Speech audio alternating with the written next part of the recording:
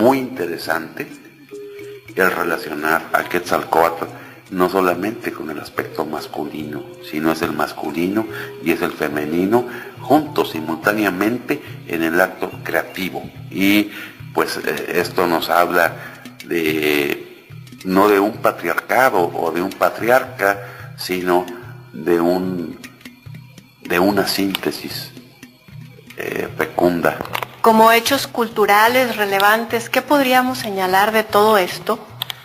Bueno, en primer lugar, en que de la observación del estudio de Venus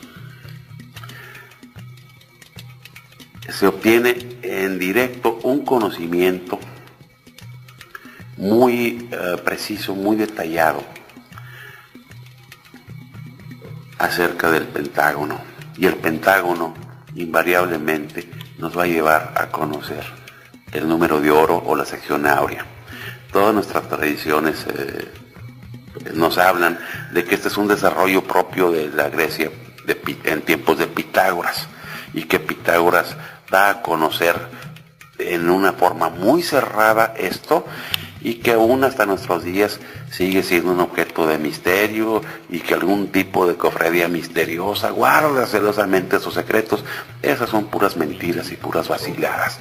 Me indignó mucho leer en el Código Da Vinci que la supuesta confraternidad de Sion y que esto y lo otro preservaban el número de oro. Puras patrañas y puras mentiras. El número de oro fue conocido en Mesoamérica contundentemente desde antes de los teotihuacanos, y bastaría ver la traza de la ciudad de Teotihuacán, la traza, para ver que esa relación existe entre el vértice de la pirámide de la luna y el eje de la plaza de Quetzalcóatl.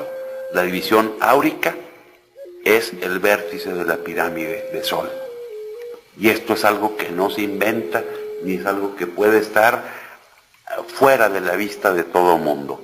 Aquí, y los hechos hablan por sí mismos. Ahí están las piedras, ahí estuvieron las ciudades, y ahí estuvieron esas culturas. El ver que el rectángulo áurico es el marco donde está contenida la madre de todos los dioses, la Catlicue de los aztecas. El que un rectángulo áurico es la forma perfecta que tiene la lápida del faraón de Palenque, en que con el conocimiento de este número se trazó, se edificó la pirámide de Kukulcán, ese portento cultural, astronómico, científico, cultural y religioso que no tiene precedentes.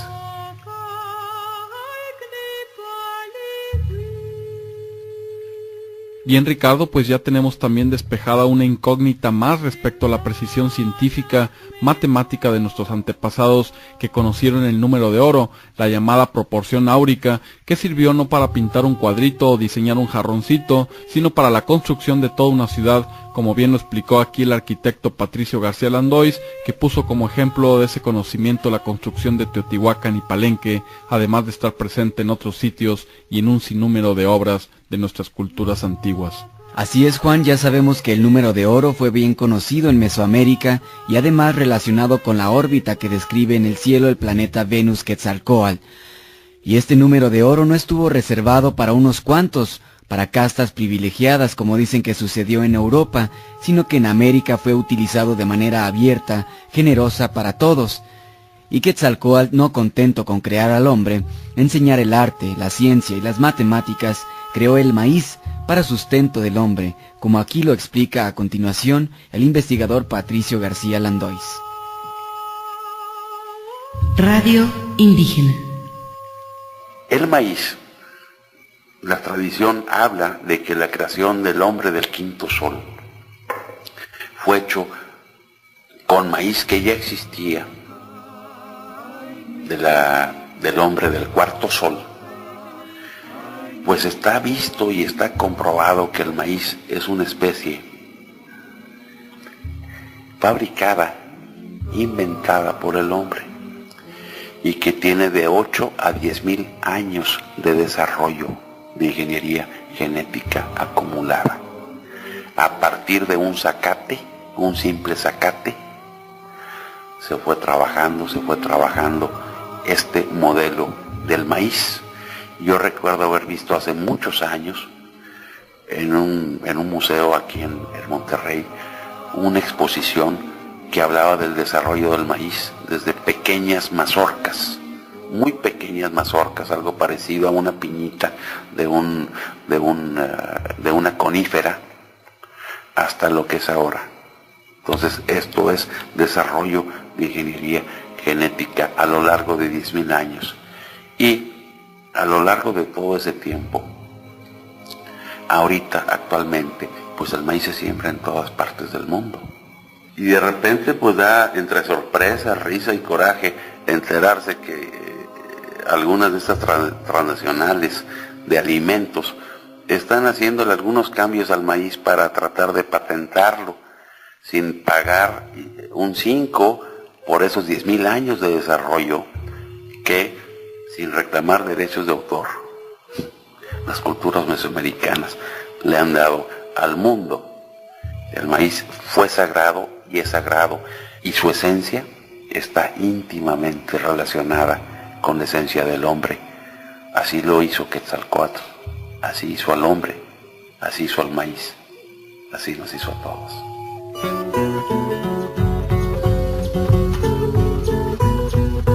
Radio Indígena. Ahora nos vamos a la segunda narración del músico y filósofo Jesús Ejecatl Ciordia sobre el redescubrimiento del maíz, una aportación más de Quetzalcóatl a las civilizaciones mesoamericanas. Radio Indígena. Radio Indígena. Restaurados los macehuales, para poder vivir necesitaban alimentarse. Quetzalcóatl echó sobre sí una vez más la empresa de redescubrir para ellos el maíz, nuestro sustento. Quetzalcóatl conocía a la hormiga negra, que sabía dónde se hallaba escondido el que va a ser nuestro sustento. Haciéndose encontradizo con ella, Quetzalcóatl la acosa a preguntas, hasta que la hormiga se rinde y lo guía hasta el Tonacatepetl, que significa monte de nuestro sustento, o sea, del maíz. Llegados allí, Quetzalcóatl obtuvo el maíz para dioses y hombres, ya que las mismas divinidades, al conocer el hallazgo de Quetzalcóatl, probaron también el maíz desgranado. Después, Quetzalcóatl puso maíz en los labios de los primeros hombres, Oxomoco y Pactonan, antigua pareja de seres humanos, cultivadores del maíz, para que comiéndolo, como dice el texto, se hicieran fuertes. Radio Indígena. Y para terminar la intervención del arquitecto Patricio García Landoy, Ricardo, vamos a escuchar enseguida cuáles son los tránsitos y los principales aspectos de Venus para los próximos años. Y que tanta expectación han causado en el mundo, Juan, ya que coincide con las profecías de los mayas que sitúan el año 2012 como fecha clave para nuestros pueblos. El 7 de junio de este año hubo un evento mayor, que fue el tránsito de Venus sobre el disco solar. Esto es, Venus se interpone entre el Sol y la Tierra. A diferencia de la luna nueva, esto equivale a un eclipse. Venus eclipsa, entre comillas, al Sol. Este tipo de eventos no son ordinarios. Desde 1873 no se daba esto. Se da en el 2004, se vuelve a dar en el 2012 y después van a pasar 140 años en que se vuelva a dar. Este tipo de fenómeno, conocido como el tránsito de Venus, y siguiéndole la pista a esto, resulta que una conjunción similar a la que nosotros tuvimos el 7 de junio del 2004 ocurrió en 1519, y entre esa conjunción y la siguiente 8 años después cambió radicalmente la estructura política, social, religiosa a través de la conquista. Entonces nosotros estamos viviendo ahorita una conjunción exactamente igual a la que se vivió en 1519. Vinci, que la supuesta confraternidad de Sion y que esto y lo otro, preservaban el número de oro, puras patrañas y puras mentiras. El número de oro fue conocido en Mesoamérica contundentemente desde antes de los teotihuacanos, y bastaría ver la traza de la ciudad de Teotihuacán en tiempos de Pitágoras, y que Pitágoras da a conocer en una forma muy cerrada esto, y que aún hasta nuestros días sigue siendo un objeto de misterio, y que algún tipo de cofradía misteriosa guarda celosamente sus secretos. Esas son puras mentiras y puras vaciladas. Me indignó mucho leer en el Código de algo muy interesante, el relacionar a Quetzalcóatl no solamente con el aspecto masculino, sino es el masculino y es el femenino juntos simultáneamente en el acto creativo. Y pues esto nos habla de no de un patriarcado o de un patriarca, sino de un evento muy preciso, muy detallado acerca del Pentágono. Y el Pentágono invariablemente nos va a llevar a conocer el número de oro o la sección áurea. Todas nuestras tradiciones nos hablan de que este es un desarrollo propio de una síntesis fecunda. Como hechos culturales relevantes, ¿qué podríamos señalar de todo esto? Bueno, en primer lugar, en que de la observación, del estudio de Venus, se obtiene en directo un conocimiento